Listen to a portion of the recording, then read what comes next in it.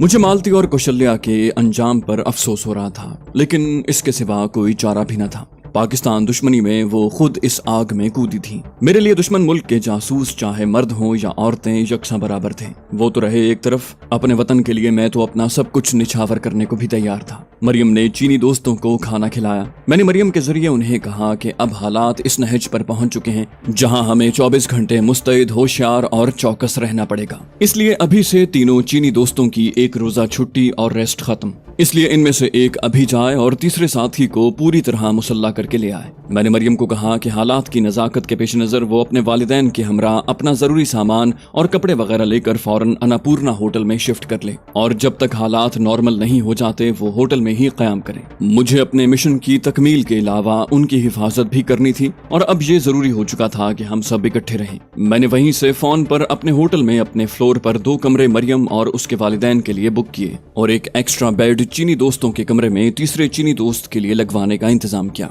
जितनी देर में चीनी दोस्त अपने तीसरे साथी को लेकर आया, मरियम और उसके वालिदैन ने अपनी तैयारी मुकम्मल कर ली थी। मरियम के वालिदैन को पूरा यकीन था कि इन हालात में उन्हें होटल शिफ्ट करने का मेरा मशवरा उनकी सलामती और खैर खाही के लिए था। वैसे भी वो मरियम की किसी बात पर ना तो कोई एतराज करते थे और ना ही बड़बड़ाते थे, क्योंकि मरियम उनकी वारिस थी और कोई नासमझ बच्ची भी नहीं थी। मुझ पर भी उन्हें पूरा भरोसा और यकीन था। शाम के 6 बजे तक सब होटल शिफ्ट कर गए। मरियम ने कहा कि अगर मैं इजाजत दूं तो वो हर रोज सुबह घर जाकर अपने वालिदैन के लिए चाइनीज खाने बनवा कर ले आया करे। मैंने उसे 2 चीनी दोस्तों के हमरा जाकर खाना लाने की इजाजत दे दी। शाम 6:30 बजे मैं 2 चीनी दोस्तों के साथ चमन लाल से मिलने रवाना हुआ। मुझे एहसास हो रहा था कि या तो चमन लाल ने वो घर छोड़ दिया होगा, वरना उसकी हिफाजत के लिए सिफारत खाने के गार्ड्स वहाँ जरूर मौजूद होंगे। चमन लाल के घर से कदरे फासले पर मैंने वैन एक ऐसी बिल्डिंग की पार्किंग में खड़ी कर दी जहाँ पहले ही कई गाड़ियां खड़ी थीं। सूरज कभी का गुरूब हो चुका था और स्ट्रीट लाइट्स जल रही थी। हम उस बिल्डिंग के बिल्कुल सामने पहुंच गए जिसकी दूसरी मंजिल में विजय कुमार के फ्लैट में चमन लाल रहता था। नीचे एक रिक्शा खड़ा था। मैं उस बिल्डिंग में ऊपर जाने से कुछ घबराता था, क्योंकि जब विजय कुमार को हमने हलाक किया था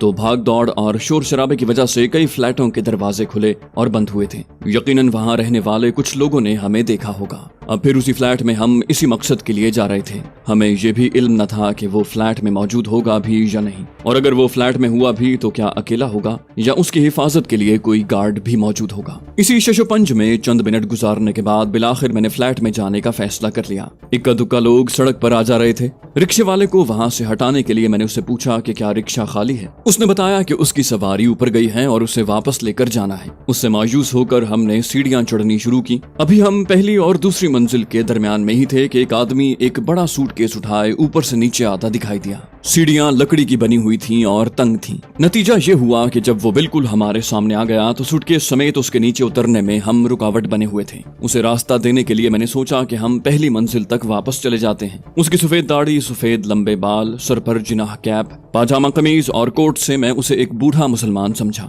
मेरे पीछे मेरे चीनी दोस्त थे। नीचे उतरने के लिए मैं मुड़ने ही वाला था कि वो बूढ़ा पलटा और सूटकेस समेत 2-2 सीढ़ियां फलांगता हुआ ऊपर को भागा। उसकी अधेड़ उम्र में ये ताकत और फुर्ती मेरे लिए अजूबा थी। बिजली की तरह एक ख्याल मेरे दिमाग में कौन था। मैं तेजी से उसके पीछे लपका। मेरी जख्मी टांग और उसी टांग के घुटने में दर्द की लहर दौड़ गई, लेकिन उस दर्द से बेपरवाह मैंने दूसरी मंजिल पर पहुंचने से पहले ही उसे जा लिया और उसको टांग से पकड़ लिया। वो सीढ़ियों पर मुंह के बल गिरा और मेरे खींचने की वजह से 2-3 सीढ़ियां नीचे खिंचा चला आया। सूटकेस उसके हाथ से छूट चुका था। उसने सीधा होकर मुझे अपने पांव से नीचे धकेलना चाहा। इसी असना में मैंने उसकी दूसरी टांग भी पकड़ ली। सीढ़ियों पर औंधे मुंह घिसटने की वजह से उसकी दाढ़ी आधी से ज्यादा चेहरे से उतर चुकी थी। उसकी टांगें पकड़े हुए ही मैंने खुद को उठाया और आगे होकर उस पर इस तरह लेट गया कि मेरा चेहरा उसके चेहरे के बिल्कुल सामने आ गया। चीनी दोस्त मेरे पीछे थे। मैंने चिल्लाकर कहा गैस, और अपने नीचे पड़े बूढ़े यानी चमन लाल के दोनों बाजू फैलाकर इस तरह पकड़ लिए कि उसके दोनों हाथों की उंगलियां मेरी आंखों में जकड़ी हुई थी।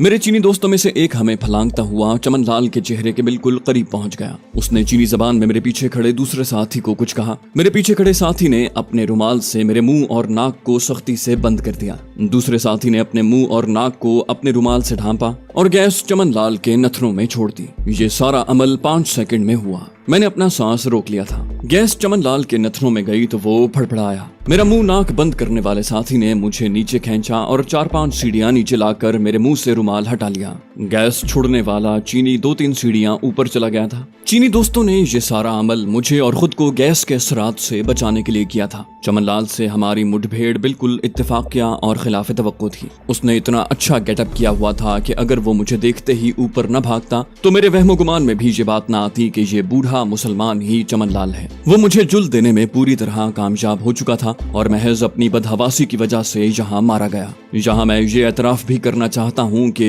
गुमगू की हालत में बगैर 100% यकीन के किसी की जान लेने का चंद सेकंड में फैसला करने का ये मेरा पहला मौका था। अगर वो चमन लाल न होता तो इस खूने नाहक पर मैं जिंदगी भर कफे अफसोस मलता रहता। दूसरी बात ये हुई कि मेरे यकीन कामिल में और पुख्तगी आ गई कि मौत का वक्त और जगह पहले से मुकर्रर है और ये सब रब्बे जुल जलाल ने तय कर रखा है। अगर हमारे और चमन लाल के टाइमिंग में सिर्फ 2 मिनट का भी फर्क होता तो वो बड़ी आसानी से फरार हो सकता था, लेकिन उसकी मौत इस बिल्डिंग की सीढ़ियों पर ऐन उस वक्त लिखी हुई थी जिसे दुनिया की कोई ताकत बदल नहीं सकती थी। मैंने चमन लाल की लाश के चेहरे पर लगी आधी दाढ़ी को भी उतार दिया। मेरे साथियों ने उसे खड़ा किया और दोनों तरफ से अपने बाजुओं के सहारे उसे लेकर सीढ़ियां उतरनी शुरू की। उसका सूटकेस उठाए मैं आगे आगे था। हम सड़क पर पहुंचे तो चीनी दोस्त सड़क के किनारे निस्बतन अंधेरी जगह पर खड़े हो गए। मैंने रिक्शे वाले को 10 रुपए दिए और कहा कि उसकी सवारी बीमार है और हम उसे डॉक्टर के पास ले जा रहे हैं। रिक्शे वाला चला गया तो मैं जल्दी से वैन लेकर दोस्तों के पास आ गया। पिछली सीट पर चमन लाल की लाश को दरमियान में बिठाकर दोनों दोस्त उसके दाएं बाएं बैठ गए। मैंने सूटकेस गाड़ी में रखा। एक पेट्रोल पंप से मैंने वैन में पेट्रोल डलवाया और खाली कैन भी भरवा लिया। इस दौरान चीनी दोस्तों ने उसकी जेबों की मुकम्मल तलाशी ली,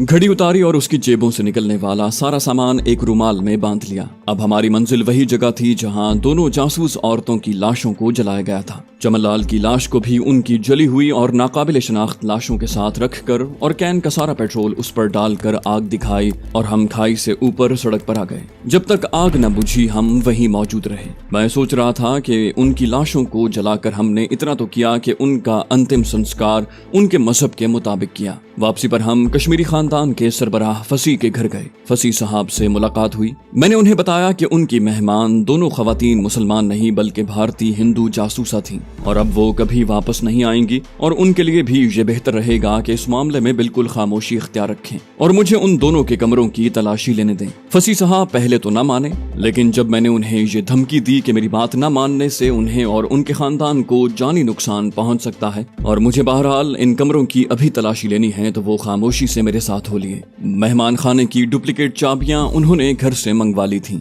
दोनों के कमरों से हमें उनके जाती सामान के अलावा एक छोटा पिस्टल और सैकड़ों गोलियों के अलावा पाकिस्तान में उनके टारगेट बनने वाले आला अफसरान की लिस्टें, उनकी तस्वीर, पाकिस्तान में उनके बही खाहों के मुकम्मल पते और शनाख्ती कोड, लाइटर के साइज के कैमरे, पॉकेट साइज टेप रिकॉर्डर जो यकीनन पाकिस्तानी अफसरान को ब्लैकमेल करने के लिए इस्तेमाल होने थे, और सबसे अहम और खतरनाक वो मसनूई लंबे नाखून थे जो ऊंची सोसाइटी की खवातीन इस्तेमाल करती हैं। उस वक्त तो हमने ये सब सामान उन्हीं के एक सूटकेस में डाला और फसीह को धमकी आमेज तंबीह करके आ गए कि अगर इन औरतों के मुताल्लिक कोई भी पूछे तो सिर्फ ये बताएं कि मामूल के मुताबिक वो दोनों बाहर गई थीं और वापस नहीं लौटी। वो सूटकेस मेरे दोस्तों ने गाड़ी में रखा। चलते वक्त मैंने फसीह को एक बार फिर तंबीह की और कहा, इस वक्त तक इन औरतों की हकीकत को सिर्फ हम जानते हैं या तुम। अगर ये बात किसी तीसरे तक पहुंची तो वो यकीनन तुम्हारी तरफ से लीक हुई होगी। अगर ऐसी सूरत पेश आई तो अपने और अपने अहले खाना की कब्रें पहले ही खुदवा लेना। मेरे मुताल्लिक तुम बखूबी जानते हो कि अपने वतन के दुश्मनों को खत्म करने में मुझे जरा भी झिझक महसूस नहीं होती। 2-3 रोज के बाद उन कमरों का सामान उठवा कर अपने गोदाम में रखवा लेना। अगर भारतीय सफारत खाने वाले इन औरतों का पूछने आए तो सिर्फ वही बयान करना जो मैंने तुम्हें बताया है। अगर वो सामान मांगे तो अपने बचाव के लिए ये कहना कि ये सामान मुसलमान महाजिर खवातीन का है, इसलिए सिर्फ उन्हीं को, और अगर वो चंद रोज मजीद न आई तो पाकिस्तानी सफारत खाने को भिजवा दिया जाएगा, और अगर वो धमकी दें तो पुलिस को बुलवा लेना। फसी कारोबारी और कश्मीरी था। मेरी बातें सुनकर वो डर गया और मेरे कहने पर हर्फ बहर्फ अमल करने का वादा किया। हमने एक दिन में ही सारा मिशन मुकम्मल कर लिया था। मैं बड़े इत्मीनान कल्ब के साथ अपने होटल रवाना हुआ। अब हमें सिर्फ भारतीय सिफारत खाने के रद्द अमल का इंतजार था और अपने हिफाजती इंतजाम को और मजबूत करना था। हमें होटल वापस पहुंचते पहुंचते खासी देर हो गई। मरियम बेचैनी से मेरा इंतजार कर रही थी। मैंने दोनों सूटकेस अपने कमरे में रखवा दिए। मरियम ने डरते डरते मुझे बताया कि शाम को वो फिर चीनी दोस्त के साथ रेस्टोरेंट गई थी और हम सब के लिए खाना लेकर आई है। उसने रेस्टोरेंट के बाहर ये बोर्ड भी लगवा दिया है कि रेस्टोरेंट चंद रोज के लिए बंद रहेगा। उसने रेस्टोरेंट के चौकीदार के जरिए मजीद 3 नेपाली चौकीदार भी बुलवाए हैं जो कल सुबह इंटरव्यू के लिए होटल में आएंगे। खाने के बाद मैंने मरियम को बताया कि चमन लाल को भी ठिकाने लगा दिया गया है। मैंने उसे अपनी टांग के जख्म और घुटने के दर्द के मुतालिक बताया। उसने फौरन अपने कमरे से बाम लाकर मुझे दी। मैं सारे दिन का थका हुआ था। मरहम लगाने से दर्द भी खत्म हो गया और बहुत जल्द ही मैं सो गया। अगले रोज नाश्ते से फारिग होकर चीनी साथियों की मौजूदगी में हमने सूटकेस खोले। चमन के सूटकेस में से उसके कपड़ों के अलावा ट्रांसमीटर की कोड और डी कोड की किताब, पिस्टल, गोलियां, इस्लामाबाद में भारतीय सफारतखाने में उससे कांटेक्ट करने वालों के नाम, भारत से डाक लाने और ले जाने वालों के साथ पहली मीटिंग की जगह, दिन और वक्त, और पाकिस्तान में भारत के उन हमदर्दों के नाम जिनसे बवक्त जरूरत हर किस्म की मदद ली जा सकती थी। पाकिस्तान के हसास मकामात की तस्वीरें, नक्शे, गर्ज़े के जासूसी के लिए तमाम जरूरी इत्तलात और सामान मौजूद था। 2 बहुत छोटे कैमरे और टेप रिकॉर्डर भी मौजूद थे। दोनों जासूस औरतों का सामान मैं पहले भी देख चुका था। उनके सामान में जेवरात के डिब्बों जैसे 2 डिब्बे भी थे। सूटकेस में सामान रखते वक्त मुझसे वो डिब्बे खुल न सके, इसलिए उन्हें भी सूटकेस में रख लिया था। अब गौर से देखने पर मालूम हुआ कि डिब्बे निचले हिस्से में बने एक पेचीदा मैकेनिज्म से खुलते थे। डिब्बे खोले तो उनमें से खवातीन के बतौर फैशन लगाने के मसनूई नाखूनों के 3-3 सेट थे। मुख्तलिफ रंगों की नेल पॉलिश और 3-3 ऐसी शीशियां थीं जो शायद नेल पॉलिश उतारने के महलूल की थीं। बाद में मालूम हुआ कि ये पोटेशियम साइनाइड का महलूल था जो उन्हीं डिब्बों में मौजूद बहुत छोटी सिरिंजों के साथ उन नाखूनों में डाला जाता था। ये शीशियां सील थीं। मसनूई नाखूनों के हर सेट में 5 की बजाय 7 नाखून थे। हर सेट के 5 नाखून एक लाइन में और 2 नाखून अलहदा इलास्टिक से मजबूत किए गए रंगीन गत्ते के टुकड़ों के साथ लगे हुए थे। मैं हैरान था कि हर सेट में 5 की बजाय 7 नाखून क्यों हैं। मेरा ख्याल था कि 2 फालतू नाखून शायद इसलिए हैं कि अगर कोई नाखून टूट जाए तो उसकी जगह इस्तेमाल हो सके। ये सारे नाखून लंबे और नोकदार थे। मैंने यूं ही फालतू नाखूनों में से एक निकाला और उसे उलट पलट कर देखने लगा। अचानक एक चीनी दोस्त चिल्लाया, नो नो नो, और मुझे इशारे से कहा कि नाखून फौरन रख दे। मुझे कुछ समझ में नहीं आ रहा था कि उसने ऐसा क्यों कहा। बहरहाल मैंने नाखून रख दिया। चीनी दोस्त ने अपने रुमाल से वो नाखून उठाया, उसे अच्छी तरह से देखा और सहमी हुई आवाज में मरियम से कुछ कहने लगा। उसकी बात सुनकर मरियम भी घबरा गई। पहले मेरे दोनों हाथ और उंगलियां देखकर अपनी तसल्ली की और फिर कहने लगी कि दोनों फालतू नाखूनों में साइनाइड का महलूल भरा हुआ है। मैंने रुमाल से नाखून पकड़कर देखा तो उसकी तेज नोक में बहुत छोटा सा सुराख था और सारा नाखून 2 बहुत बारीक और ना महसूस होने वाली तहों से बना हुआ था। नाखून के पिछले हिस्से में सुई से निकाला जाने वाला एक बहुत छोटा कॉर्क लगा हुआ था और नोक का सुराख भी उसी तरह के एक कॉर्क से बंद था। ये नाखून लगाने वाली जब चाहती नाखून के नोकीले सिरे पर लगे कॉर्क को हटाकर किसी के जिस्म पर नाखून से जरा सी खरोच डालकर साइनाइड जिस्म में दाखिल करके उसे हलाक कर सकती थी। ये जासूस औरतें अगर पाकिस्तान पहुंच जाती तो अपने टारगेट्स और खुसूसन अय्याश अफसरान को बड़ी आसानी से हलाक कर सकती थी। मेरी निगाहों में वो पूरा मंजर घूम गया जब वो अपने शिकार को कैसे और किस तरह निशाना बनाती। आज भी जब पाकिस्तान के शहरों के पौश इलाकों में लाउड मेकअप, टाइट लिबास और लंबे नाखूनों के साथ दावते गुनाह देने की अदाएं दिखाती मुल्की और गैर मुल्की औरतों को देखता हूँ तो सोचता हूँ कि इनमें कितनी भारतीय जासूस साइनाइड भरे नाखूनों के साथ अपने मखसूस शिकारों की तलाश में होंगी। मैंने एक छोटा कैमरा और टेप, एक पिस्टल और खासी गोलियां अपने पास रखकर सारी लिस्टें और बाकी सामान का एक मजबूत पैकेट बनाया। अपने इस असाइंड मिशन की कामयाबी की पूरी तफसील लिखी और इन अल्फाज पर खत्म की, all 3 were finally given a good treat. सुर्ख पेन से अंडरलाइन करके ये पुरजोर दरखास्त भी की कि अब मुझे फौरी तौर पर वापस आने की इजाजत दी जाए। ये सब मैंने 2 रोज बाद पाकिस्तान जाने वाली डाक में भेजना था। आज ही महाजरों की फ्लाइट ने भी पाकिस्तान जाना था। हालात की नजाकत के पेश नजर मैं मरियम के बगैर और 2 चीनी दोस्तों को होटल में छोड़कर तीसरे के हमरा एयरपोर्ट गया और हस्बे मामूल महाजिर खानदानों को रुखसत किया। मेरी वापसी बाद दोपहर हुई।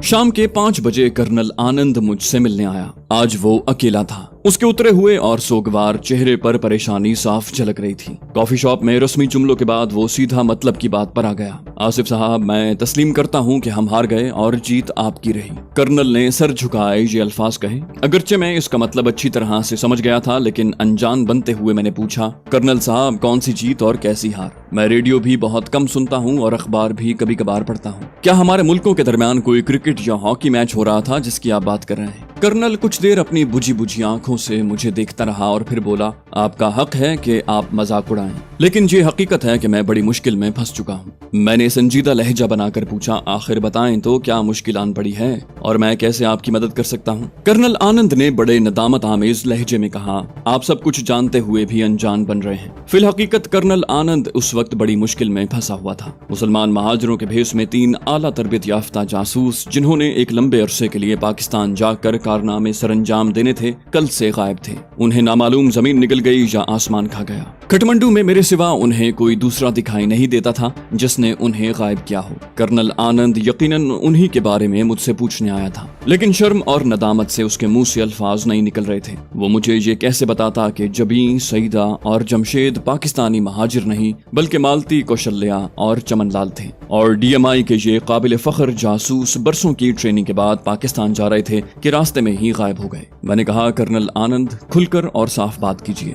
मेरे अल्फाज ये थे, colonel Anand, please be clear and come to the bottom line. Colonel Anand ने बहुत ही मजबूर होकर कहा, मालती, कौशल्या और चमनलाल कल से गायब हैं और उनका कोई सुराग नहीं मिल रहा। मैंने जवाब दिया, लेकिन मैं इनमें से किसी को नहीं जानता। कर्नल ने रिंधी हुई आवाज में कहा, मालती तो मरियम की ट्यूटर थी। मैं हंस पड़ा। कर्नल आनंद, शायद आपको बहुत बड़ा मुगालता हुआ है। मरियम की ट्यूटर तो जबीन थी और कल भी वो उसे ट्यूशन देने आई थी। कर्नल आनंद फिर खामोश हो गया। वो भी भारतीय फौज का कर्नल और मिलिट्री अटैची था और मेरे सामने अपनी घिनौनी साजिश के पर्दे उठाते हुए खिफत महसूस कर रहा था। बोला, चलिए आपकी बात मान लेते हैं। जबीन, सईदा और जमशेद कल से मिसिंग हैं। कर्नल ने सर झुकाए हुए कहा। यकीन जानिए, आनंद की ये हालत देखकर मुझे रूहानी खुशी हो रही थी। अपनी बिसात के मुताबिक मैंने 1971 की शिकस्त के बदले 1972 में ही लेने शुरू कर दिए थे और आज उसी बदले का एक नया सीन मेरे सामने था। मैंने कहा, कर्नल आनंद, मैं अभी भी कुछ नहीं समझा। मरियम ने मुझे बताया था कि जबीन एक मुसलमान लड़की है जो अपनी बेवा माँ के साथ पाकिस्तान जाने के लिए काठमांडू आई है। क्या मैं पूछ सकता हूँ कि एक मुसलमान महाजिर लड़की से आपका क्या वास्ता?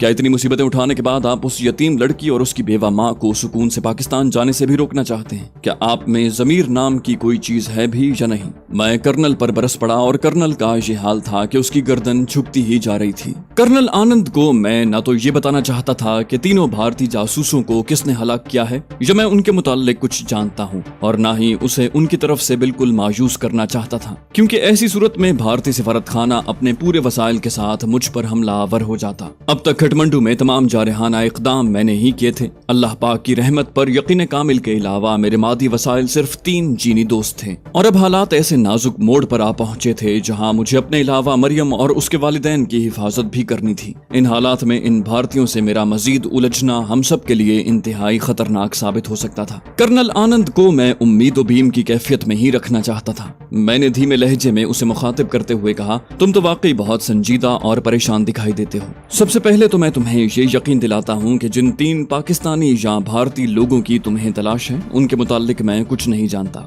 इनकी गुमशुदगी के मुतालिक अगर तुम्हें भी कोई इल्म नहीं तो फिर एक नहीं बल्कि कई इम्कान हो सकते हैं। ये भी मुमकिन है कि तुम्हारे सिफारत खाने के किसी फर्द या तुम्हारे किसी नायब ने तुमसे दुश्मनी की वजह से उन्हें गायब किया हो। ये भी मुमकिन है कि किसी खास मकसद से ये तीनों खुद अपनी मर्जी से काठमांडू से चले गए हों, और तीसरा इम्कान ये भी हो सकता है कि शक पड़ने पर किसी दूसरे पाकिस्तानी ग्रुप ने ही उन्हें अगवा कर लिया हो। कर्नल आनंद पूरी तवज्जो से मेरी बातें सुन रहा था। वो कहने लगा, मेरे मातहतों में मेजर बासु से मेरी नहीं बनती और मैंने उसकी खुफिया रिपोर्ट में उसकी नाकिस कारकर्दगी के मुतालिक तफसीलन लिखा है। अपने सिफारत खाने के तमाम अफराद को मैं बखूबी जानता हूँ, वो ये काम करने के अहल नहीं है। पाकिस्तानी नेटवर्क के मुतालिक इसी होटल में हमारी पहली मुलाकात में भी तुमने कहा था कि हम तो सिर्फ डमी हैं, काम तो दूसरे लोग करते हैं। तुम्हारा तो उनसे राब्ता है, भगवान के लिए उनसे इन तीनों के मुतालिक पूछो। मेरा सिफारत खाना उनकी रिहाई के लिए 20 लाख रुपए फौरी अदा करने को तैयार है। तुम्हें मैं यकीन दिलाता हूँ कि DMI तुम्हारी जुर्रत और बहादुरी से बहुत मुतासिर है। अगर तुम चाहो तो भारत में तुमने जो कुछ किया है उसे बिल्कुल भुलाकर तुम्हें भारतीय शहरियत के अलावा लाखों रुपया और DMI में ही आला ओहदा दिया जा सकता है। ऐसी सूरत में हम तुम्हारी फैमिली को भी भारत बुलवाने के इंतजामात कर सकते हैं, जहां तुम एक नई और खुशहाल जिंदगी शुरू कर सकते हो। अगर तुम्हें मेरी बातों पर यकीन नहीं तो मैं इसी होटल के फोन से तुम्हारी बात अपने सफीर से करवाता हूँ। उसकी गारंटी पर तुम हमारे सिफारत खाने चलो, और अगर किसी वजह से तुम हमारे सिफारत खाने नहीं जाना चाहते तो सफीर से उसकी कोठी पर ही मिल लो। वो तो सिफारत खाने से बाहर है। सफीर से तुम्हारी बात हो जाएगी, तुम्हारी मेजबानी में वो फख्र महसूस करेगा। मैं दिल ही दिल में कर्नल आनंद की इस फराख दिलाना पेशकश पर हंस रहा था। भारतीयों की मेजबानी से मैं DMI की हिरासत के दौरान पूरी तरह से लुत्फानंदोज हो चुका था। जहां तक सफीर की रिहाइश गाह का ताल्लुक था तो मुझे अच्छी तरह से इल्म था कि सफीर की रिहाइश गाह जहां झंडा लगा हो उसी मुल्क का हिस्सा तस्वुर होती है। कर्नल आनंद शायद इस गलत फहमी में मुब्तला था कि जैसे उस दौर के पाकिस्तानी हुक्मरान और वजारत खारजा के सेक्रेटरी लेवल के अफसरान भारत से अच्छे और दोस्ताना ताल्लुकात कायम करने की धुन में दिमाग और सोच से आरी हो चुके थे, वैसे ही बाकी सारे पाकिस्तानी भी थे। मैंने कर्नल आनंद को कहा, ये सब बातें तो बात की हैं, पहले तो हमें तुम्हारे गुमशुदा लोगों को तलाश करना है। पाकिस्तानी ग्रुप से अगरचे मेरा कोई डायरेक्ट राब्ता नहीं है, लेकिन मैं फिर भी भरपूर कोशिश करूंगा कि अगर उनका तुम्हारे लोगों की गुमशुदगी में कोई हाथ है तो उन्हें रिहा करवाऊं। एक इम्कान और भी है। बांग्लादेश अगरचे एक आजाद मुल्क है, लेकिन वो मजबूरन तुम्हारी बालादस्ती को कबूल करता है। जब वो अपने हम वतन और हम मजहबों के न बन सके तो तुम्हारे क्या बनेंगे? शायद ये कारस्तानी उन्हीं की हो। गर्जे के जब कर्नल आनंद मुझसे रुखसत हुआ तो मैं उसके दिमाग में अपने अलावा कई ऐसे ग्रुप्स के मुतालिक भी शक व शुबहात डाल चुका था जो ये कार्रवाई कर सकते थे। ये मेरी कामयाबी थी क्योंकि भारतीय सफारत खाने के मुतवक्के रद्द अमल में मुझे कुछ मोहलत मिल गई थी और मैं इस दौरान अपने डिफेंस को मजीद मजबूत करने की तदाबीर कर सकता था।